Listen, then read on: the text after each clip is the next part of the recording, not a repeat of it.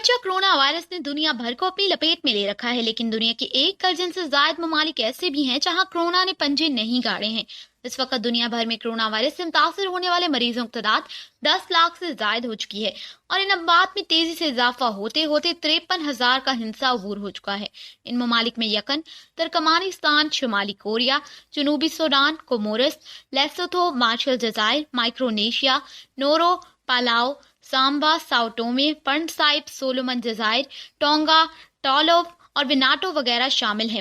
2 عرب ممالک بھی شامل۔ کرونا سے پاک ممالک میں خود کو مورس بھی شامل ہے، جو باضابطہ طور پر عرب لیگ کا رکن بھی ہے۔